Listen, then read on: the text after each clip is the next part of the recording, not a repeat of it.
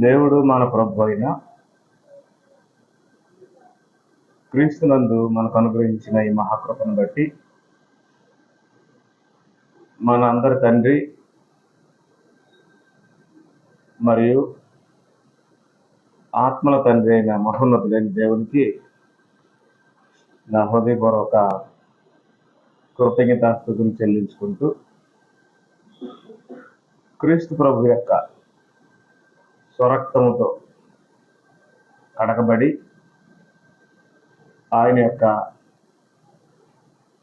రాజ్యముగా ఉండడానికి నిర్ణయించుకుని వచ్చిన మీ అందరికీ నా హృదయపూర్వక వందనాలు. ఈ సందర్భంలో ప్రాముఖ్యమైన ఒక విషయాన్ని మీ అందరికీ తెలియచేయాలని ఆశపడుతున్నాను. అదే కీలకము, అదే అత్యంత ప్రాముఖ్యం. అదే దేవుని యొక్క చిత్తము, దేవుని యొక్క ఉద్దేశ్యము, దేవుని యొక్క మనసు. అట్టి మహోన్నతుడైన దేవుని మనస్సుని, ఆయన యొక్క చిత్తాన్ని, ఆయన యొక్క ఉద్దేశాన్ని సర్వ మానవ జాతి తెలుసుకునేటట్లు మహాదేవుడు ఈ గ్రంథాన్ని 40 మంది పురుషులను వాడుకొని సర్వజనీనంగా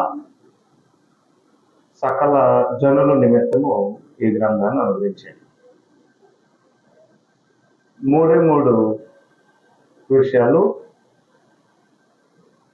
అత్యంత ప్రాముఖ్యంగా ప్రతి మనిషికి భూమి మీద తెలియవలసినవి. ఆ 3 ప్రాముఖ్యమైన విషయాలు ఆయన సంకల్పాన్ని బట్టి ఈ గ్రంథంలో రాయబడ్డాయి. అవి భూమి మీద ఉండే మనుషులందరూ తెలుసుకోవాలని దేవుడు కోరుతున్నాడు. అవి తెలిస్తేనే దేవునికి మనుషులకి సంబంధం ఉంటుంది. వాటిని అనుసరిస్తేనే దేవునికి మనుషులకి బంధం ఉంటుంది. అవి గ్రహిస్తేనే మనుషులు దేవుని సన్నిధిలో ఉంటారు. వీటికి సంబంధించకుండా ఇప్పుడు నేను చెప్పే ఈ విషయాలకి సంబంధం లేకుండా మీ చేతుల్లో బైబిల్ ఉన్నా, మీ నుదుటి మీద బొట్లు లేకపోయినా, మీరు మోకాళ్ళు వేసి ప్రార్థనలు చేసిన, ఈ భూమి మీద 100 సంవత్సరాలు బ్రతికి దేవుడు మమ్మల్ని ఆశీర్వదించాడని చెప్పిన దేవునికి మానవ ఆత్మలకి ఏ విధమైన సంబంధం ఉండదు. నేను ఎప్పుడు ఒక మాట చెప్తుంటాను, భూమి మీద బ్రతకడానికి దేవుడిని నమ్మడానికి ఏ సంబంధము లేదు. ఆశీర్వాదాలు పొందడానికి, బాప్తిస్మం తీసుకోవడానికి ఏ సంబంధం లేదు. భూమి మీద మనుషులు అష్టైశ్వర్యాలు, భోగభాగ్యాలు అనుభవించడానికి, దేవుని పిల్లలుగా బాప్తిసం తీసుకోవడానికి ఏ సంబంధం లేదు. అంటే ఈ భౌతికమైన విషయాల మీద దేవుని చిత్తము ముడిపడి ఉండదు. ఈ భౌతికమైన సంగతులకి దేవుని సంకల్పం ముడిపడి ఉండదు. దేవుని సంకల్పం తెలియని అనేక మంది బోధకులై, దేవుని చిత్తాన్ని ఎరగని అనేక మంది దైవజనులై, ఈ శరీరానికి సంబంధించిన విషయాలు, ఈ లోకానికి సంబంధించిన విషయాలు బైబిల్కు ముడిపెట్టి అది విశ్వాసమని మనుషులు నమ్మించిన వారి యొక్క విశ్వాసాన్ని బట్టి బాప్తిసాలు ఇచ్చి, తండ్రి కుమార పరిశుద్ధాత్మ నామంలోనే మేము బాప్తిసం ఇస్తున్నామని చెప్పి వారిని నమ్మించి వారి గొంతు కోస్తున్నారు. నమ్మించి గొంతు కోయడం అని నేను ఎందుకు అన్నానంటే, ఇంతకుముందు మీకు ఒకసారి చెప్పాను, ఒక మనిషి భౌతికంగా చంపేస్తే యావజ్జీవ కారాగార శిక్ష కానీ లేదా మరణానికి మరణం కానీ ఆ శరీరానికి వస్తుంది. కానీ ఇక్కడ దేవుడు నిశ్చయించినటువంటి ఆయన ఉద్దేశాన్ని, ఆయన చిత్తాన్ని ఏ మానవుడైతే తెలియకుండా, ఏ మనిషి అయితే తెలియకుండా అనేకులకి బాప్తిసాలు ఇస్తాడో, అనేకులు క్రైస్తవులు చేస్తాడో, అనేకులకి పరలోకం వెళ్ళిపోతారని నమ్మిస్తాడో, అలా నమ్మించిన వాడు చేసింది వారి ఆత్మల్ని ఓచకోకపోయాడు. దేహము చనిపోద్ది, చంపినా చనిపోద్ది, చంపకపోయినా చనిపోద్ది. దేహము శాశ్వతమైనది కాదు. దేహానికి పరలోకానికి సంబంధం లేదు. దేహానికి పరలోకానికి ఏ సంబంధము ఉండదు. అందువల్ల దేహానికి సంబంధించినవన్నీ, విశ్వాసానికి సంబంధించినవన్నీ నమ్మి వాటిని దేవుని వాక్యాలకు ముడిపెట్టి ఇది సత్యమని మనుషులు నమ్మిస్తున్నవారే పీకలు కోసేవారు, ఆత్మలను ఓచపాత కోసేవారు. అందువల్ల ఈరోజు అనేక మంది ఏది సత్యమో, ఏది అబద్ధమో, సత్యమైతే దాన్ని ఎలా అనుసరించాలో, ఎలా అనుసరించకూడదో అనే విషయాల మీద సరైన అవగాహన లేకుండా మనుషులు చూసి మనుషులు, సంఘాలు చూసి సంఘాలు, సేవకులను బట్టి సంఘాలు నడుస్తున్నాయి. మనుషులు చూసి మనుషులు, సంఘాలను చూసి సంఘాలు, సేవకులను బట్టి సంఘాలు నడుస్తున్నాయి. అందువల్ల దయతో నేను చెప్పే ఈ విషయాలు సీరియస్గా వినండి. పరమందున్న మహోన్నతుడైన దేవుడు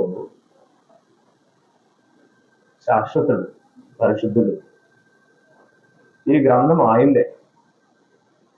ఆయన తన మనసులో ఉండే మాటని ఈ గ్రంథం ద్వారా భూలోకానికి తెలియచేయాలని నిర్ణయించుకున్నాడు.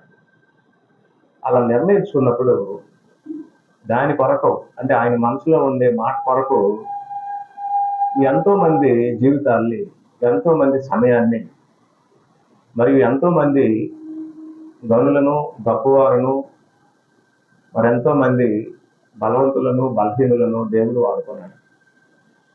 అలా వాడుకోవడానికి గల ప్రధాన కారణం ఏంటి అంటే, లయమైపోయే ముందు ఈ సృష్టిలో ఉండే ప్రతి మానవుడు ఆయన మనసులో ఉండే ఉద్దేశాన్ని తెలుసుకోవాలన్నది ఆయన యొక్క కోరిక. ఏమిటా కోరిక అంటే, ఏమిటా ఉద్దేశం అంటే, మానవ జాతిని రక్షించడము అనగా చాలా మంది ఏమనుకుంటున్నారు అంటే, మరి మేము రక్షింపబడ్డాము, మేము క్రైస్తవులమే, మేము చర్చికి వెళ్తున్నాం, మేము రక్షణ తీసుకున్నాం, రక్షణలో ఉన్నాం అని చాలా మంది చెప్తున్నారు. రక్షణ నిర్వచనం తెలియకుండా రక్షించేవాడు కానీ, రక్షణలోకి నడిపించేవాడు కానీ, రక్షణ ఉద్దేశం తెలియకుండా బాప్తిస్మం పొందేవారు కానీ నిజంగా రక్షింపబడేవారు కాదు. అందువల్ల మహోన్నతుడైన తండ్రి, మహాగణుడైన దేవుడు ఆయన మనసులో ఉండే ఒక అద్భుతమైనటువంటి సంగతిని ఈ ప్రపంచానికి తెలియచేయడానికి 40 మంది మనుషులు వాడుకొని గ్రంథాన్ని రాశాడు. నిశ్చితంగా గ్రంథాన్ని చదివితే అది ఒకసారి అర్థం కాని విషయం. అనేక సార్లు చదివితే అప్పుడు అర్థం అవుతుంది. అయితే కొంతమందికి ఎన్నిసార్లు చదివినా అర్థం కాదు. 100 సార్లు చదివామని చెప్తారు, 3 సార్లు చదివామని చెప్తారు, 10 సార్లు చదివామని చెప్తారు.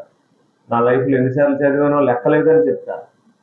నువ్వు ఎన్నిసార్లు చదివినా ఆయన చిత్తము, ఆయన ఉద్దేశం, ఆయన మనసు అర్థం అవ్వకపోతే నీకు ఆయనకి సంబంధం ఉండదు. నీకు చదవచ్చు కాబట్టి చదువుతావు, నీకు అర్థమైందంటే ఇంకొకలాగా ఉంటావు, అర్థం కాలేదు కాబట్టి ఒకలాగా ఉంటావు. కాబట్టి మహోన్నతుడైన దేవుడు అనంతుడు, అత్యంత విశ్వసనీయత గలవాడు. అట్టి విశ్వసనీయత గల దేవుడు అనంతుడు, పరిశుద్ధుడు. అట్టి పరిశుద్ధుడైనటువంటి దేవుడు ఒక వ్యక్తి ఆయన సంపూర్ణ వ్యక్తిత్వ లక్షణములు గలవాడు.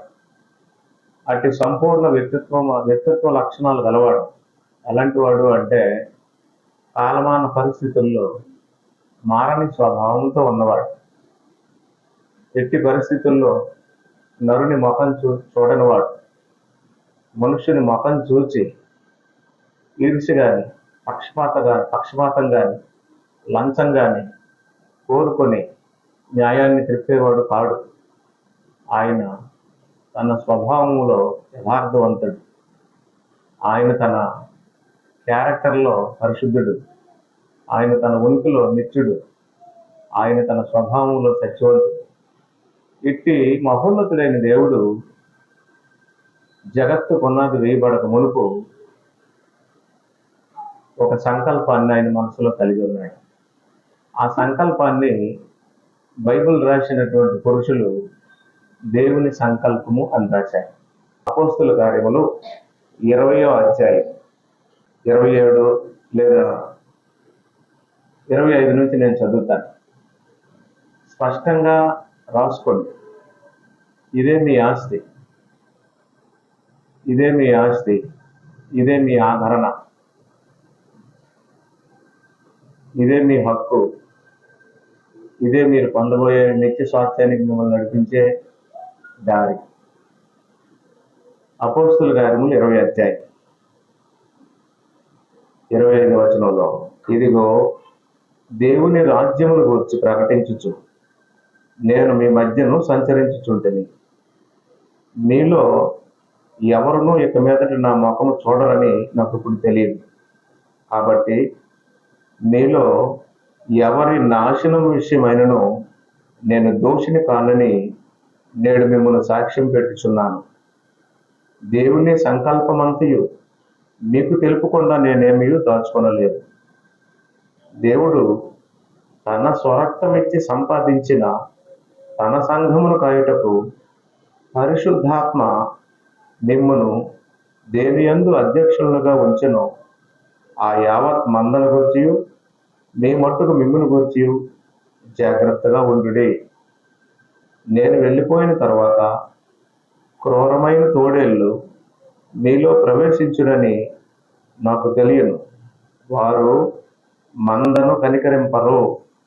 శిష్యులు మరియు శిష్యులను తమ వెంట ఈడ్చుకొని పోవాలని వంకర మాటలు పలుకు మనుషులు మీలోనే బయలుదేరుదురు. కావున నేను 3 సంవత్సరములు రాత్రింబగళ్ళు కన్నీళ్లు విడుచుచు ప్రతి మనుషునికి మానక బుద్ధి చెప్పుతున్నని మీరు జ్ఞాపకం చేసుకుని మెలకువగా ఉండుడి. అపోస్తలుడైన పౌలు ఎఫెసులో ఉండే సంఘపు పెద్దలను పిలిపించి మిలేతులో వారితో మాట్లాడే సందర్భం ఇది. 3 సంవత్సరాలు ఎఫెసు పట్టణానికి వెళ్ళి సేవ చేశాడు. 3 సంవత్సరాలు ఎఫెసు పట్టణానికి వెళ్ళి ఏం చేశాడు? సేవ చేశాడు. సేవ చేస్తే సంఘం ఏర్పడింది. సంఘంలో పెద్దలు ఏర్పడ్డారు. అప్పుడు ఆ సంఘాన్ని ఆ పెద్దలకు అప్పచెప్పి ఆ పెద్దలతో సంఘం గురించి మాట్లాడి రాబోయే భయంకరమైన పరిస్థితిని పెద్దలకు తెలియచేస్తూ ఇక్కడ ప్రాముఖ్యమైన 3 విషయాలు వారికి చెప్పి వెళ్ళిపోయాడు. అపోస్తలుడైన పౌలు ఎఫెసునకు వెళ్ళి 3 సంవత్సరాలు సేవ చేశాడు. ఇప్పుడు కూడా చాలా మంది ఏమంటున్నారంటే సేవ చేస్తున్నామండి అంటున్నారు. నేనేమనుకుంటానంటే ఏం సేవ చేస్తున్నావు నువ్వు అనుకుంటాను. పౌలు సేవ చేశాడు అంటే అర్థం ఏంటంటే రాత్రింబగళ్ళు కన్నీళ్లు కార్చుతూ రాత్రింబగళ్ళు సేవ చేశాడు. ఎలా సేవ చేశాడట? అసలు ఏం సేవ చేశాడు అంటే దేవుని వాక్యాన్ని ప్రకటించాడు. ఏం ప్రకటించాడు? దేవుని వాక్యమును ప్రకటించాడు. అప్పుడు దేవుని వాక్యాన్ని ప్రకటిస్తే ఆయన చెప్పే 3 మాటలు అందులో ఉన్నాయి. 25లో నెంబర్ 1 దేవుని రాజ్యాన్ని ప్రకటించాను అన్నాడు. 26లో 25, 26లో దేవుని రాజ్యాన్ని ప్రకటించాను అన్నాడు. తర్వాత 27లో దేవుని సంకల్పాన్ని ప్రకటించాను అన్నాడు. తర్వాత 28లో దేవుడు అంటే ఎవరు? 4వ వచనం కింద ఏమని రాస్తుంది? ప్రభు అంటే ఎవరు? క్రీస్తు. క్రీస్తు తన స్వరక్తం ఇచ్చి సంపాదించిన తన సంఘమును అన్నాడు. దేవుడు తన స్వరక్తం ఇచ్చి, దేవుడు అంటే పుట్టినోట్లు ఏమని రాస్తుంది? ప్రభు. ప్రభు అంటే ఎవరు? ఈయన రాస్తున్నటువంటి ప్రభు ఎవరు? క్రీస్తు. క్రీస్తు క్రైస్తవులకు ఏమయ్యాడు? ప్రభు. ఆ ప్రభు తన స్వరక్తం ఇచ్చి ఏం సంపాదించాడు? సంఘాన్ని సంపాదించాడు. అప్పుడు ఆ సంఘము ఎఫెసులో కట్టబడింది. కట్టబడితే ఆ సంఘంలో మీరు పెద్దలయ్యారు. పెద్దలైన నేను మీతో ఇప్పుడు ఏం మాట్లాడుతున్నాను అంటే, మంద అక్కడ ఉంది, ఆఫర్లు ఎక్కడ ఉన్నారు అన్నాడు. మంద ఎక్కడ ఉంది? ఎఫెసులో ఉంది. ఇప్పుడు ఈయన ఎవరితో మాట్లాడుతున్నాడు? మందతో మాట్లాడుతున్నాడా? కాపర్లతో మాట్లాడుతున్నాడు?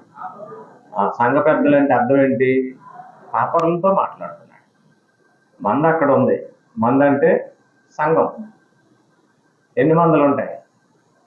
యేసు ప్రభువుకి ఎన్ని మందలు ఉన్నాయి? ఒకే మంద. యేసు ప్రభువుకి ఎన్ని మందలు ఉన్నాయి? ఒకే మంద. యోహాను సువార్త 10వ అధ్యాయం 16వ వచనం. యేసు ప్రభువుకి ఒకే మంద ఉంది. ఈ దొడ్డివు కాని వేరే గొర్రెలను నాకు కలవు, వాటిని కూడా నేను తోడుకొని రావలేను. అవి నా స్వరము వినను. అప్పుడు మంద ఒకటియు గొర్రెల కాపరి ఒక్కడును అగును. ఓకేనా? మంద ఒక్కటే. మంద అంటే ఏంటి? మంద అంటే సంఘం. సంఘం అంటే మంద. మంద అంటే సంఘం. సంఘం అంటే మంద. బైబిల్ యేసు ప్రభువుకి ఎన్ని మందలు ఉన్నాయన్నది. ఎన్ని? ఒకటే మంద. మంద ఒక్కటే. ఇది అర్థమైతేనే నేను ఆ మందకి సంబంధించిన వాడిని ఎవరికైనా తెలుస్తుంది. ఇది అర్థం అవ్వకపోతే మనుషులు ఇష్టానుసారంగా బ్రతుకుతారు. 3 విషయాలు నేను చదివాను, మీకు అర్థమయ్యాయి. నెంబర్ 1, అపోస్తలుడైన పౌలు పెద్దలతో మాట్లాడుతూ, నేను మీకు దేవుని రాజ్యమును ప్రకటించాను అన్నాడు. ఏం ప్రకటించాడు? దేవుని రాజ్యం. అసలు దేవునికి రాజ్యం ఉందా? దేవునికి రాజ్యం ఉందా? ఉంది. దేవుడు రాజేనా? రాజే. మలాకి గ్రంథం 1:14లో నేను ఘనమైన మహారాజునై ఉన్నాను అన్నాడు. మలాకి 1:14లో నేను ఘనమైన మహారాజునై ఉన్నాను అన్నాడు. దేవుడెవరు? ఘనమైన మహారాజు. 1 తిమోతి పత్రిక 6:15లో ఆ ఘనమైన మహారాజు గురించి మరొక మాట రాసి ఉంది. శ్రీమంతుడు, అద్వితీయుడు, ఒక సర్వాధిపతి, యుక్త కాలంలో యందు ఆ ప్రత్యక్షతను కనపరచను. ఆ సర్వాధిపతి రాజులకు రాజు, ప్రభువులకు ప్రభువునై ఉన్నాడు. మీకు అర్థమైందా? దేవుడు అనగానే మనుషులకి వరాలు ఇచ్చేవాడు అనే భావన ఏర్పడుతుంది. అది తప్పు. దేవుడు అనగానే మనుషులకు వరాలు ఇచ్చేవాడు అనే భావన ఏర్పడడం ఎందుకు తప్పు అంటే, ఆ వరాలు శరీరానికి సంబంధించినవి. ఈ పూట గడిచిపోతే చాలు, ఈ అవసరం తీరిపోతే చాలు, దేవుడు ఉన్నాడు అనుకునేవారు శరీర సంబంధులు. ఈ ఆపద ఒడ్డెక్కిపోతే చాలు, ఈ పరిస్థితి గట్టెక్కిపోతే చాలు అనుకునేవారు శరీర సంబంధులు. లోకంలో ఉండే విగ్రహారాధికులకి అలాంటి భావనే ఉంటది. మేము దేవుడిని నమ్మేమని చెప్పేవారికి అలాంటి భావనే ఉంటుంది. దేవుడు అలాంటి వాడు కాడు. బాగా ఆలోచించాడు. అపోస్తలుడైన పౌలు ఎఫెసుకి వెళ్ళి ఏం బోధించాను అన్నాడు? దేవుని రాజ్యమును బోధించాను అన్నాడు. దేవుని రాజ్యాన్ని ఆయన బోధించక ముందు ఆయనకు దేవుని రాజ్యం గురించి తెలియాలి కదా. కాబట్టి బైబిల్ ఏం చెప్పింది? దేవుడు రాజై ఉన్నాడు, రాజులకు రాజై ఉన్నాడు, ఘనమైన మహారాజై ఉన్నాడు, రాజులకు రాజై ఉన్నాడు. ఆయనకు రాజ్యం ఉంది అని బైబిల్ చెప్పింది. 145వ కీర్తన 13వ వచనం మీరు చదివితే, నీ రాజ్యము శాశ్వత రాజ్యము అని రాస్తుంది. నీ రాజ్య పరిపాలన రైట్. ఒక తరమే నువ్వు ఉంటావు, ఒక తరమే నేను ఉంటాను. మన పూర్వీకులకు పెద్దలందరూ ఒక తరమే ఉండి వెళ్ళిపోయారు. ఒక తరము వెంబడి తరము గతించిపోద్ది. కానీ దేవుని రాజ్యం ఎలాంటిదని రాస్తుంది ఇక్కడ? శాశ్వతమైన రాజ్యం. అంటే దేవుడు ఉన్నాడు, దేవుడికి ఏముంది? రాజ్యం ఉంది. ఆ రాజ్యం ఎలాంటిది? శాశ్వతమైన రాజ్యం. ఓకేనా? అట్టి శాశ్వతమైన రాజ్యాన్ని ఎరిగిన యేసు ప్రభువు భూమి మీద ప్రార్థన చేసినప్పుడు మత్తయి సువార్త 6వ అధ్యాయం 9వ వచనంలో ఇలా ప్రార్థన చేశాడు. పరలోకమందున్న మా తండ్రి, నీ నామము పరిశుద్ధపరచబడును గాక, నీ రాజ్యము వచ్చుగాక అన్నాడు. నీ రాజ్యము వచ్చుగాక అన్నాడు. ఉంటే వస్తుందా లేకపోతే వస్తుందా? ఉన్నదా లేదా? ఉంది. అంటే మనకు ఒక విషయం క్లియర్ అయింది. ఏంటది? దేవుడు ఘనమైన మహారాజు అయి ఉన్నాడు, ఆయనకి ఏముంది? రాజ్యం ఉంది. ఇప్పుడు నీకు దేవుడు అనగానే వెంటనే ఏం గుర్తు రావాలి? రాజు. మళ్ళీ చెప్తున్నాను, అశోకుడు అని చెప్పాము, ఏం గుర్తొస్తుంది? రాజు అని గుర్తొస్తుంది. చాణక్యుడు అని చెప్పాము, ఏం గుర్తొస్తుంది? రాజు అని గుర్తొస్తుంది. కాకతీయుడు అని చెప్పాము, ఏం గుర్తొస్తుంది? రాజు అని గుర్తొస్తుంది. క్షత్రియుడు అన్నాం, ఏం గుర్తొస్తుంది? రాజు అని గుర్తొస్తుంది. దేవుడు అన్నాం, ఏమని గుర్తురాదు? రాజు అని రాదు. దేవుడు అంటే పిల్లల్ని ఇచ్చేవాడు, దేవుడు అంటే జబ్బులు బాగు చేసేవాడు, దేవుడు అంటే స్వస్థతలు ఇచ్చేవాడు, దేవుడు అంటే రుణాలు మాఫీ చేసేవాడు, దేవుడు అంటే ఇంకొక భావం వచ్చింది మనుషులకి. ఈనాడు మనుషులకి దేవుని గురించి వచ్చిన భావం అన్నా బైబిల్కి సంబంధించింది కాదు. బైబిల్ అలాగ లేదు. అంటే ఎన్ని తరాల బట్టి బోధకులు దేవుణ్ణి అలా చేశారో మీరు అర్థం చేసుకోండి. మన హాస్పిటల్ వేసామంటే అందరూ మెసేజ్లు పెట్టేస్తారు, స్వస్థత కలుగును కాక, మేము ప్రార్థన చేస్తున్నాం, ఆరోగ్యంతో రావాలని, ఆయుష్తో రావాలని మేము ప్రార్థన చేస్తున్నామని వర్ష మెసేజ్లు పెట్టేస్తుంటారు అనమాట. ఒక్కొక్కడు ఎవరికైనా కాల్ జరిగిపోయింది, మేము ప్రార్థన చేస్తున్నాం అని మెసేజ్లు పెట్టేస్తారు. ఎవరినైనా ఒక గర్భిణీ స్త్రీని హాస్పిటల్ తీసుకెళ్ళారు, మంచి డెలివరీ ఇవ్వాలని మేము ప్రార్థన చేస్తున్నాం అని ఇలాంటి మెసేజ్లన్నీ పెడుతున్నారా లేదా? అంటే దేవుడిని ఏం చేశారు? డెలివరీల దేవుడు, ఎముకల దేవుడు, ఆరోగ్యానికి దేవుడు, ఇలా చేశారనమాట. అది ఒక్క రోజు జరిగింది కాదు, ఎన్నో సంవత్సరాలు బట్టి అలా బోధించారు దేవుడి గురించి. ఇప్పుడు నమ్మిన వాళ్ళు కూడా ఎలా నమ్ముతున్నారు? అలాగే నమ్ముతున్నారు. దేవుడు ఉన్నాడు కదా, ఆదుకుంటాడు, సహాయం చేస్తాడు అని. దేవుడిని దేవుడిగా చూస్తే, బైబిల్ చెప్పే దేవుడిని బైబిల్లో అలాగే చూస్తే ఆయన ఎలా కనబడుతున్నాడు?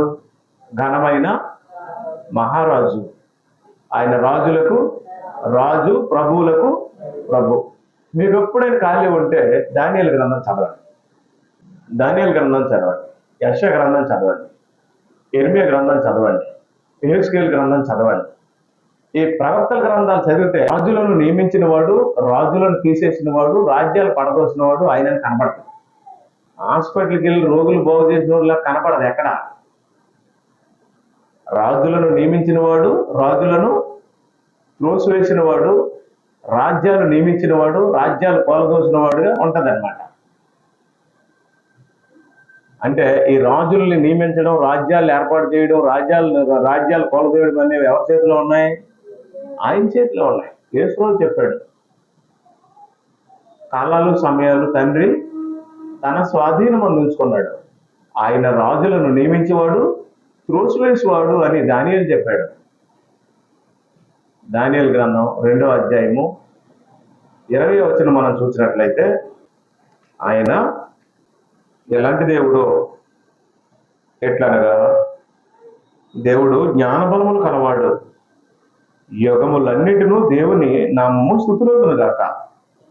ఆయన కాలములను సమయములను మార్చువాడయుండి రాజులను త్రోసివేయుచు నియమించుచు ఉన్నవాడును, వివేకులకు వివేకమును జ్ఞానులకు జ్ఞానమును అనుగ్రహించేవాడునై ఉన్నాడు. ఎలా ఉన్నాడు? చిన్న చిన్న విషయాల్లో నిర్ణయాలు తీసుకునేవాడిలాగా ఉన్నాడా? రాజ్యాలను త్రోసేసేవాడిలాగా ఉన్నాడా? అధికారాలు, ఆధిపత్యాలు, ఆయన అధికారులను నియమించిన వాడు. అలాంటి మహోన్నతుడైన దేవుడు ఈ బైబిల్ చెప్పే దేవుడు. ఆయన ఎలాంటి వాడు ఎరిగిన అపోస్తలుడు ఏం చెప్పాడు అంటే, నేను ఎఫెసుకి వచ్చి 3 సంవత్సరాలు రాత్రింబగళ్ళు వాక్యం చెప్పాను. ఏం చెప్పాను అంటే, దేవుడు ఆయన యొక్క రాజ్యాన్ని ప్రకటించాను అన్నాడు. ఆయన యొక్క రాజ్యాన్ని నేను ప్రకటించాను అని చెప్పి మళ్ళీ 2వ వచనంలో ఏమన్నాడు అంటే, మీరు నాశనం అయిపోతే మీకు నాకు ఏ సంబంధము లేదన్నాడు. ఎందుకంటే దేవుని సంకల్పం అంతా మీకు తెలుపకుండా నేనేమి దాచుకోలేదు అన్నాడు. రెండోది ఏంటంటే దేవుని సంకల్పం అన్నాడు. అప్పుడు 3వ మాట ఏం చెప్పాడు అంటే, దేవుడు తన స్వరక్తం ఇచ్చి సంపాదించిన తన సంఘము అన్నాడు. దేవుడు తన స్వరక్తం ఇచ్చి సంపాదించిన తన సంఘము అన్నాడు. అవునా? అప్పుడు దేవుడు అంటే ఎవరు? ఇక్కడ ఫుట్నోట్లో ప్రభు అని రాస్తుంది. ప్రభు అంటే ఎవరు? క్రీస్తు. అంటే అపోస్తలుడు 3 విషయాలు చెప్పాడు. ఒకటి, దేవుని రాజ్యము. 2, దేవుని సంకల్పము. 3, క్రీస్తు సంఘం. ఇప్పుడు ఈ క్రీస్తు సంఘాన్ని ఇంకొక మాటలు ఏమన్నాడు? మంద అన్నాడు. ఏమన్నాడు? మంద. ఒకే మంద, కాపరొక్కడే. అయితే ఇక్కడ సంఘంలో ఉండే పెద్దలు కాపర్లు. ఈ కాపర్లకి క్రీస్తు ప్రధాన కాపరని రాసింది. 1 పేతురు పత్రిక 5వ అధ్యాయంలో పేతురు అంటాడు, తోటి పెద్దను, క్రీస్తు శ్రమలను గూర్చిన సాక్షిని, బయలుపరచబడబో మహిమలో పాలువాడనైన నేను మీలోని పెద్దలను హెచ్చరించుచున్నాను. తోటి పెద్ద అంటే పేతురు ఒక పెద్ద. అలాగా చాలా మంది సంఘంలో పెద్దలు ఉన్నారు. ఈ పెద్ద తోటి పెద్దలను హెచ్చరిస్తున్నాడు. హెచ్చరిస్తూ ఏం చెప్పాడో చూడండి. తోటి పెద్దను, క్రీస్తు శ్రమలను గూర్చిన సాక్షిని, బయలుపరచబడబో మహిమలో పాలువాడనైన నేను మీలోని పెద్దలను హెచ్చరించుచున్నాను. బలిమి చేత కాక దేవుని చిత్త ప్రకారము ఇష్టపూర్వకముగాను దుర్లాభాపేక్షతో కాక సిద్ధ మనసుతోనూ మీ మధ్యనున్న దేవుని మందను పై విచారణ చేయొచ్చు దానిని కాయడి. మళ్ళీ ఎక్కడ ఏ మాట వచ్చింది? మంద. Very good. మళ్ళీ ఇక్కడ ఏ మాట వచ్చింది? మంద. మంద అంటే ఏంటి? సంఘం. మంద అంటే ఏంటి? సంఘం. చిన్న మాట, ఒకసారి నా వైపు చూడండి. ఇప్పుడు మంద మంద మంద అని రాగానే ఒకడేం చేశాడు? చిన్న మంద అని పెట్టేశాడు సంఘానికి పేరు. అంటే 3-4 సార్లు ఏమని ఉంది? మంద ఉంది కదా అని 3-4 సార్లు మంద ఉంది అనేసరికి చిన్న మంద అని పెట్టేశాడు. చిన్న మంద భయపడకుడి అని ఉంది కదా. దానికి తోటి ఈ మంద అనే మాటలో దొరికేసరికి ఏమైపోయాయి అంటే, మందని పెట్టుకున్నాం, మందన్న సంఘమన్నా ఒకటే కదా అని మంద పెట్టేశాడు. సరే, ఇప్పుడు మంద అని బైబిల్ ఎందుకన్నదో మీకు వివరంగా చెప్తాను, నా వైపు చూడండి. ఇప్పుడు మంద అని చెప్పిన సందర్భం ఏది? మంద దగ్గర చెప్పాడా, కాపర్ల దగ్గర చెప్పాడా? కాపర్ల దగ్గర చెప్పేటప్పుడు సంఘాన్ని ఏమన్నాడు? మంద అన్నాడు. ఓకేనా? సంఘం గురించి మాట్లాడినప్పుడు సంఘాన్ని ఏమన్నాడు? సంఘమే అన్నాడు. పాయింట్ అర్థం అవట్లేదా? ఆ సందర్భం తెలియక మందాన్ని పెట్టాడు ఒకడు. రైట్. ఇక్కడ పేతురు ఎవరితో మాట్లాడుతున్నాడు? తోటి పెద్దలతో మాట్లాడుతున్నాడు. అక్కడ పౌలు ఎవరితో మాట్లాడుతున్నాడు? సంఘ పెద్దలతో మాట్లాడుతున్నాడు. పెద్దలతో మాట్లాడే సందర్భంలో వచ్చే మాటే మంద. అంటే మంద అని వాడే మాట వాడవలసిన పరిస్థితి ఎందుకు వచ్చింది అంటే, కాచేవారి గురించి మాట్లాడుతున్నప్పుడు మందని వాడాడు. వారు మంద అయితే మీరేమై ఉన్నారు? మీరు కాపర్లై ఉన్నారని కాపర్లతో మాట్లాడినప్పుడు సంఘాన్ని మంద అన్నాడు. ఆ సందర్భం తెలియనోడు దాన్ని బోర్డు మీద రాశాడు చిన్నమంద సంఘం అని. ఇలాగ అనేక మందికి సందర్భం తెలియకుండా ఎవరికి ఇష్టం వచ్చినట్టు వారి గ్రంథాన్ని వాడుకుంటున్నారు. మళ్ళీ చదువుతాను. 1 పేతురు పత్రిక 5:1. తోటి పెద్దను, క్రీస్తు శ్రమలను గూర్చిన సాక్షిని, బయలుపరచబడబో మహిమలో పాలివాడనైన నేను మీలోని పెద్దలను హెచ్చరించుచున్నాను. బలిమి చేత కాక దేవుని చిత్త ప్రకారము ఇష్టపూర్వకముగాను దుర్లాభాపేక్షతో కాక సిద్ధ మనసుతోనూ మీ మధ్యనున్న దేవుని మందను పైవిచారణ చేసి దానిని కాయుడి. మీకు అప్పగింపబడిన వారిపై, అంటే ఎవరిపై? మందపై. Very good. మీకు అప్పగింపబడిన వారిపై అంటే సంఘంపై లేదా మందపై ప్రభువులైనట్టు ఉండక మందకు మాదిరిలుగా ఉండుడి అని ఒక పెద్ద మిగతా పెద్దలతో మాట్లాడి, అప్పుడు 4వ వచనంలో ఒక మాట చెప్పాడు. ప్రధాన కాపరి ప్రత్యక్షమైనప్పుడు అన్నాడా లేదా? చెప్పండి. ఇప్పుడు ప్రధాన కాపరి ఎవరు? క్రీస్తు. క్రీస్తు ప్రధాన కాపరి అనే విషయాన్ని పేతురు మెన్షన్ చేశాడు. క్రీస్తు మందకి కాపరి అనే విషయాన్ని యోహాను మెన్షన్ చేశాడు. ఈ పేతురు యోహాను ఇద్దరెవరు? అపోస్తలులు. అపోస్తలుల బోధ ప్రకారము క్రీస్తు సంఘానికి ఏమై ఉన్నాడు? శిరస్సు అయి ఉన్నాడు. కాపర్లకు ఏమై ఉన్నాడు? అది గుర్తుంచుకోండి. మందకి శిరస్సు, కాపర్లకి ప్రధాన కాపరి. ఆ సందర్భం మీకు అది హెచ్చరిక. జాగ్రత్త. మంద మీద ప్రభువులై ఉన్నారా? మీ మీద ఇంకొక ప్రధాన కాపరి. కాపర్లకి ప్రధాన కాపరి, మందకి శిరస్సు అయి ఉన్నాడు. సంఘానికి ఏమై ఉన్నాడు? అలా చదవాలి. ఇప్పుడు ఏం జరిగిందంటే, ఒక వ్యక్తి బోధకుడైతే, సువార్తకుడైతే, దైవజనుడు అని పేరు పెట్టుకుంటే డెఫినెట్గా ఆ వ్యక్తికి 3 విషయాలు తెలియాలి. 1, దేవుని గురించి తెలియాలి. 2, దేవుని సంకల్పం గురించి తెలియాలి. 3, దేవుడు తన స్వరక్తం ఇచ్చి సంపాదించిన తన సంఘం గురించి తెలియాలి. ఈ 3 తెలియకుండా ఎక్కడైనా ఎవడైనా బోధకుడైతే చెల్లదు. నేను ముందు చెప్పినట్టు ఆత్మలో ఓచపాత కోసేవాడు అవుతాడు. శరీరాన్ని చంపితే చట్టం శిక్షేస్తుంది. కానీ నేను బోధకుడమే, నేను దైవజనుడిని అని చెప్పుకునేవాడు అసందర్భ వాక్యాలు చెప్పి ఆత్మల్ని మోసపాత కోసేవాడు అవుతాడు. అందువల్ల బైబిల్ ఏం చెప్పిందంటే, మీలో అనేకులు ఏమవకూడదు? బోధకులు అవ్వకూడదు అని చెప్పింది. కానీ ఈరోజు అనేక మంది బోధకులు అవుతున్నారు బోధ తెలియకుండా. అది వారికి క్షేమము కాదు. సంపూర్ణంగా బోధ తెలుసుకొని వాక్యం చెప్పొచ్చు, తప్పేం లేదు. ఈరోజు మన ఏరియాలో, ఈ ప్రాంతాల్లో ఎంతో మంది బోధకులు ఉన్నారు.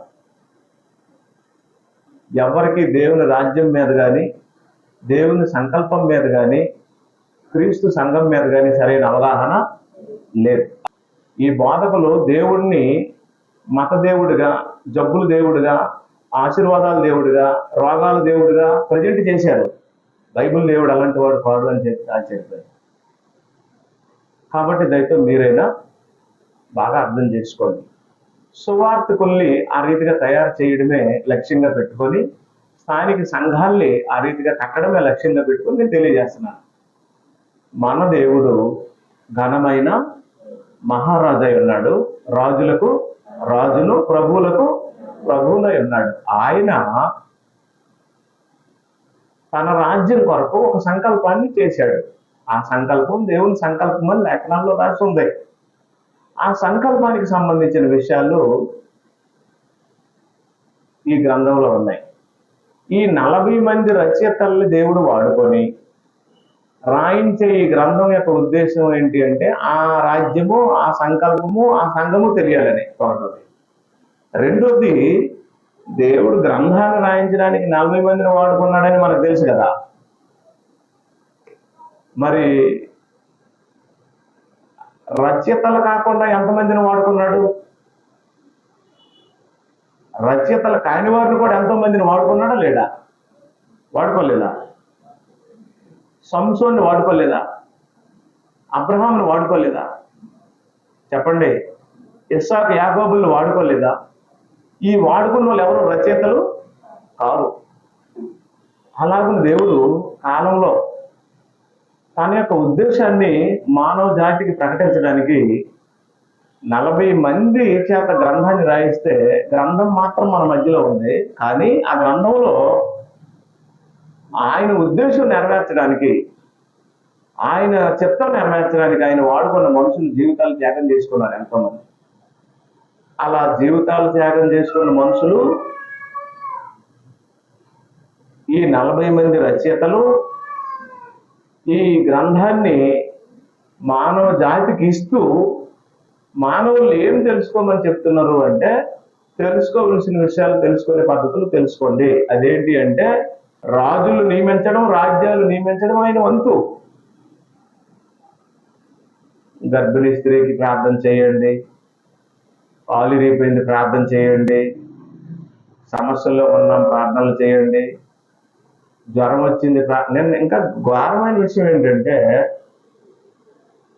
నిన్నో ఎవరో ఒక ఆవిడ వచ్చి అంటుంది, వారం రోజులు బట్టి గతగతగా వణుకుపోతున్నావు, నీరసం అయిపోన్నావు, నువ్వు వచ్చి ప్రార్థన చేసేబెట్టి అంటుంది నన్ను. అంటే ఇప్పుడు ఆవిడ నమ్మకం ఏంటి? ఆవిడ నీరసం తగ్గాలంటే నేను ఇప్పుడు వెళ్ళి ఏం చేయాలి? ఒకవేళ నేను వెళ్ళి ప్రార్థన చేయకపోతే ఏం చేస్తుంది? చచ్చి మారిపోతుంది. నీరసంగా ఉన్నప్పుడు కూడా నువ్వు రాలేదు ప్రార్థనలు, అకౌంట్ పోయినోడు ఎవడో వచ్చి ఆ నీరసంగా ఉన్నప్పుడు ప్రార్థన చేసాడు అనుకోండి, ఆ తర్వాత ఆ నీరసం తగ్గింది అనుకోండి, అప్పుడు ఎలా ఎలా ఎలా నమ్మకం ఏర్పడుతుంది? ఆయన ప్రార్థన చేస్తే నీరసం కూడా తగ్గిపోద్ది అని చెప్తారు కూడా. అలా చేసేసారు దేవుడిని, అలా చేసేసారు విశ్వాసాన్ని. అలాంటి వాతావరణం వచ్చేసింది మనుషుల్లో. దేవుడిని దేవుడిగా ప్రజెంట్ చేసే మనుషులు లేకుండా పోయారు. కానీ మళ్ళీ పేర్లు మాత్రం దైవజనులనే ఉన్నాయి, సేవకులనే ఉన్నాయి, సువార్తకులనే ఉన్నాయి. ఇప్పుడు ఆ ఎఫెక్ట్ నా మీద కూడా పడుతుంది. మొన్నటికి మొన్న ఒక ముసలమ్మ 15 రూపాయలు 20 రూపాయలు కొబ్బరి నూనె బాటిల్ పెట్టుకొని ఇక్కడ పెట్టి దీనికోసం ప్రార్థన చేయాలన్నది. ఇది ఎందుకు? ఇది లేదు కదా అంటే, ఉందో లేదో నీకు అనవసరం, నాకు నమ్మకం, నువ్వు చేస్తావు చేయమంట. మొన్నటికి మొన్న ఒక ఆవిడకి బాప్తిజం ఇచ్చిన తర్వాత, నేను బాప్తిజం ఇచ్చిన నాకు విశ్వాసం ఉంది, బాప్తిజం పొందిన ఆమెకు విశ్వాసం ఉంది. ఆమె బాప్తిజం పొందడానికి వచ్చినప్పుడు ఆ లక్క వచ్చింది. ఆ లక్క వచ్చినప్పుడు కొబ్బరి నూనె నొట్టుకుని వచ్చింది. బట్టలు మార్చుకునే ముందు నెత్తి మీద కొబ్బరి నూనె కొంచెం వేసి బాబు అంటుంది. అంటే బాప్తిజం తీసుకుని వండుకొచ్చిన తర్వాత, ఈ సిస్టమ్ కాదమ్మా, బైబిల్లో ఇది కాదమ్మా అంటే, అలా కాదండి, మా మాట పట్టకండి అంటుంది. అంటే ఎక్కడికి వెళ్ళిపోయిందో చూడండి, ఎక్కడ తీసుకెళ్లారో చూడండి. ఇదేది విశ్వాసుల పాపం కాదు, బోధించేవారి పాపం. దేవుడు అనగానే ఈ భావాలు వస్తున్నాయి మనుషుల్లో. దేవుడు అనగానే ఘనమైన మహారాజు అని రాలే, అది నెబుకద్నెజరుకు వచ్చింది. నా రాజ్యం, నా దేశం, నా రాజధాని అనుకున్న టైంలో ఇదే రోజు మళ్ళీ ఇదే టైంకి నువ్వు పశువు అయిపోతావని చెప్పాడట దేవదూత వచ్చి. ఎందుకు అంటే ఆయన రాజ్యం, ఆయన ప్రభుత్వం, ఆయన ఆధిపత్యాన్ని బట్టి నువ్వు ఆఫ్టర్ నిలబడ్డావు అనే సంగతిని మర్చిపోయి నాదన్నావు కాబట్టి నువ్వు పశువు మనసు వచ్చేస్తుందని చెప్పాడు. మళ్ళీ టైం కూడా చెప్పేశాడు, కరెక్ట్గా సంవత్సరానికి నువ్వు పశువు మనసు వచ్చేసి అడవులోకి వెళ్ళిపోతావు, మనుషులు తరిమేస్తారు నిన్నని చెప్పాడు. అప్పుడు 7 కాలాలు అయిపోయిన తర్వాత నెబుకద్నెజరైన ఈ మహారాజు, ఈ రాజు ఆ అరణ్యంలోకి వెళ్ళాడు. కళ్ళు నెత్తి మీదకి వచ్చే కళ్ళు పైకెత్తి చూసేసరికి అప్పుడు చిరంజీవి సర్వోన్నతుడు, రాజులకు రాజు, ప్రభువులకు ప్రభు, సమీపింపురాని తేజస్సులో ఉన్న ఆయన్ని చూసి ఎంత గొప్ప భాగ్యం, ఆయన కదా రాజు, రాజ్యం ఆయనది కదా, చిరంజీవి ఆయన కదా, సర్వోన్నతుడు ఆయన కదా అని అలాగర్థమైంది ఆయనకి. స్పష్టంగా మీకు ఒక విషయం అర్థమైంది, దేవుడు ఘనమైన మహారాజు అయి ఉన్నాడు, ఆయన రాజులకు రాజు, ప్రభువులకు ప్రభు అయి ఉన్నాడు. ఆయన సమీపింపురాని తేజస్సులో ఉంటాడు. ఆ ఘనమైన మహారాజుకి ఒక రాజ్యం ఉంది, ఆ రాజ్యము శాశ్వతమైన రాజ్యం. ఆ రాజ్యం తెలిసినటువంటి యేసుక్రీస్తు వచ్చి నీ రాజ్యం వచ్చును కాక అన్నాడు. రాజ్యం ఆయనకు ఉంది, రాజ్యం అంటే ప్రభుత్వం, అధికారం. ఆ రాజ్యం వచ్చిన కాక యేసుప్రభువు ప్రార్థన చేస్తే భయంకరమైన విషయం ఏంటంటే ఆయన రాజ్యం క్రీస్తు రాజ్యం అయినా సరే, క్రీస్తు ఇప్పుడు రాజు అయినా సరే, వీళ్ళంటే అదే పాట, నీ రాజ్యం వచ్చిన కాక, మా అనుదిన ఆహారం మాకు దయచేయము, మా రుణస్తులను క్షమించము, మా రుణములు క్షమించము, అదే పాట, అదే పాట, అదే పాట. హయ్యర్ ఎడ్యుకేషన్ చేసుకున్న వాళ్ళు కూడా 10వ తరగతి పోయిన పాస్టర్ ఆ పాట పాడితే హైయర్ ఎడ్యుకేషన్ చదివిన వాళ్ళు కూడా ఆ సంఘాల్లో నుండి అదే పాట పాడతారు ఆయన వెనకాల. అది కన్నీళ్ళు వచ్చే సందర్భం. 10th క్లాస్ పోయిన పాస్టర్ నీ రాజ్యం వచ్చును కాక అని అంటే ఐఏఎస్, ఐపీఎస్, ఎంబీబీఎస్, ఇంజనీరింగ్ చదువుకున్న వాళ్ళు కూడా ఈ 10వ తరగతి పోయినోడితో వాళ్ళు కూడా ఏమంటున్నారు, నీ రాజ్యము వచ్చును కాక, మా అనుదిన ఆహారం మాకు దయచేయమంటే ఈ టీచర్లు, ఈ టీచర్ అమ్మలు, ఈ ఉపదేశకులు, ఈ ఎంప్లాయీస్ కూడా ఈ చదువుతో కూడాడి మాటలకు వాళ్ళు కూడా ఏమంటున్నారు, మా అనుదిన ఆహారం మాకు దయచేయమంటున్నారు. అలాగైపోయింది పరిస్థితి. 3 విషయాలు చెప్పాను మీకు. అపోస్తలుడైన పౌలు ఎఫెసుకు వెళ్ళి 3 సంవత్సరాలు దేవుని వాక్యం చెప్పాడు, సేవ చేశాను, రాత్రి భాగాల్లో కన్నీరు కాచి సేవ చేశాను అన్నాడు. ఏమి సేవ చేసావు నువ్వు అంటే దేవుని రాజ్యాన్ని ప్రకటించాను అన్నాడు. దేవుని రాజ్యం శాశ్వతమైనది, దేవుడు ఘనమైన మహారాజు అయి ఉన్నాడు, దేవుని సంకల్పాన్ని తెలియజేశాను మీకు అన్నాడు. దేవుడు నిశ్చయించిన సంకల్పం అది, ఆ సంకల్పం తెలపకుండా నేనేమి దాచుకోలేదు అన్నాడు. ఆ దేవుని రాజ్యాన్ని అనుసరించిన సంకల్పం ప్రకటిస్తే అప్పుడు ఎఫెసీలో సంఘం కట్టబడింది అన్నాడు. ఓకేనా? అప్పుడు ఆ సంఘం ఎవరిది? క్రీస్తు స్వరక్తం ఇచ్చి సంపాదించాడు సంఘం. ఆయన ముందే చెప్పాడు నా సంఘము అని, చెప్పలేదా? సంఘం ఎవరిదన్నాడు? సంఘము క్రీస్తు నా సంఘం అనలేదా? మత్తయి సువార్త 16:18 ఈ బండ మీద నా సంఘం అన్నాడు. నా సంఘం అన్నాడు. నా సంఘం కాదు, అది ఆయన సంఘం. నా బాబు నేను రక్తం కారిస్తే మీ పాపాలు క్షమించబడలేదు. క్రీస్తు యొక్క రక్తం ద్వారా కట్టబడిన సంఘం క్రీస్తు సంఘం. కాబట్టి ఇప్పుడు ఈ క్రీస్తు సంఘాన్ని ఒక సందర్భంలో కొంతమంది వ్యక్తులతో మాట్లాడుతూ ఏమన్నాడంటే ఇది మంద. ఇదేమన్నాడు? ఇది మంద. ఈ మందకు మీరు ఏమై ఉన్నారు? మీరు కాపర్లకి పైన ఒక ఆయన ఉన్నాడు. ఆయన ఎవరు? ప్రధాన కాపరి. ఆయన ఎవరు? క్రీస్తు ఆ వేలో పెద్దలకు పెద్ద అయి ఉన్నాడు, ఈ వేలో సంఘానికి శిరస్సు అయి ఉన్నాడు. కాబట్టి సంఘం ఎవరిది? క్రీస్తుది. అయితే ఈ సంఘము క్రీస్తుది అయితే దేవుని సంఘము అని ఎందుకు రాయబడింది బైబిల్లో అనేది చాలా మందిలో ఉన్న డౌట్. ఒకవేళ దేవుడి చిత్తమైతే వచ్చే ఆదివారము దానికి సంబంధించి ప్యూరిటీగా మరికొన్ని విషయాలు, దేవుని రాజ్యము, దేవుని సంకల్పము, దేవుడు తన స్వరక్తం ఇచ్చి సంపాదించిన తన సంఘము ఎలగొండపై చెప్పుకుంటూ వాటితో సాతాను ఎలా యుద్ధం చేస్తున్నాడో చెప్తారు. సాతాను ఇప్పుడు ఎవరితో యుద్ధం చేస్తున్నాడు? దేవుని రాజ్యంతోనూ, దేవుని సంకల్పంతోనూ, క్రీస్తు స్వరక్తం ఇచ్చి సంపాదించిన సంఘంతోనూ సాతాను ఏం చేస్తున్నాడు? యుద్ధం చేస్తున్నాడు. ఒకవేళ క్రీస్తు సంఘాల్లో ఉన్నవారు కూడా ఎవరైనా సరే సాతాను సైన్యంలో ఉన్నారేమో చెక్ చేసుకోవడానికి ఇవి మనకు అవసరం. క్రీస్తు సంఘంలో ఉన్నవారు కూడా ఎవరి సైన్యంలో ఉండొచ్చు? సాతాను సైన్యంలో ఉండొచ్చు. ఎందుకంటే ఇప్పుడు యూనిఫామ్ లేదు కదా. మీకు అర్థం లేదు అమ్మా. ఇప్పుడు గోదావరి స్కూల్ ఉంది. వీళ్ళు గోదావరి స్కూల్ పిల్లలని ఎలా చెప్తాం? వీళ్ళు అభ్యాస పిల్లలని ఎలా చెప్తాం? యూనిఫామ్ చెప్తాం. ఇప్పుడు ఇందులో సాతాను సైనికులు, సాతాను ఏంటది సైన్యంలో ఉన్నవారు ఉన్నారు. ఇందులో దేవుని క్రీస్తు సైన్యంలో ఉన్నవారు ఉన్నారు.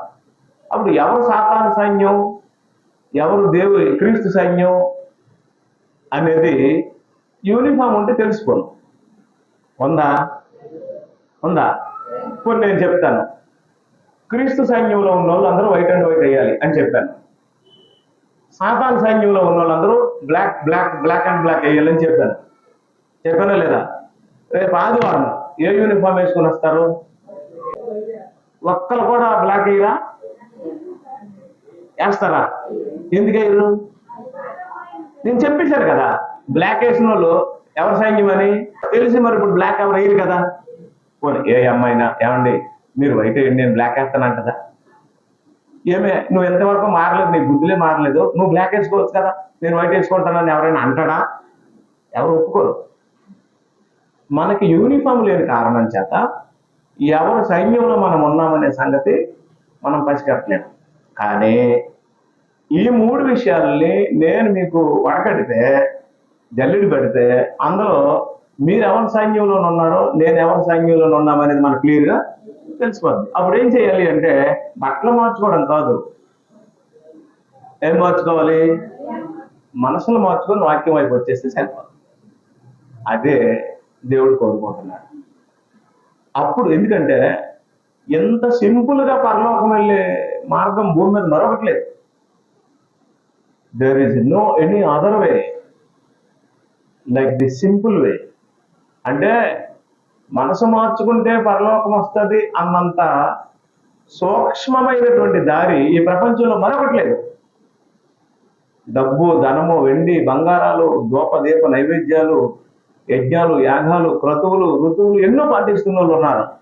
లక్షలు ఖర్చు పెట్టి మన కుంభమేళ ఆయిల్ పోసుకొని ఆటోల మీద వెళ్ళిపోయారు, కాళ్ళనడకలు వెళ్ళిపోయారు, కార్ల మీద వెళ్ళిపోయారు, జీపుల మీద వెళ్ళిపోయారు, బస్సులు కట్టించుకొని వెళ్ళిపోయారు. వెళ్ళారా లేదా? దిస్ ఈజ్ వెరీ సింప్లెస్ట్ వే. మనసు మార్చుకుంటే చాలు మోక్షం వస్తుంది, మనసు మార్చుకుంటే చాలు పరలోకం వస్తుంది, మనసు మార్చుకుంటే చాలు దేవుని రాజ్యంలో ప్రవేశం వస్తుంది. ఎంత సింపుల్ వే ప్రపంచంలో ఇంకెక్కడ ఉండదు. అలా మనసు మార్చుకుంటే అప్పుడు సైన్యం మారిపోతుంది. అవేంటో అనేవి వచ్చే ఆదివారం నేర్చుకుందాం. మీ అందరికీ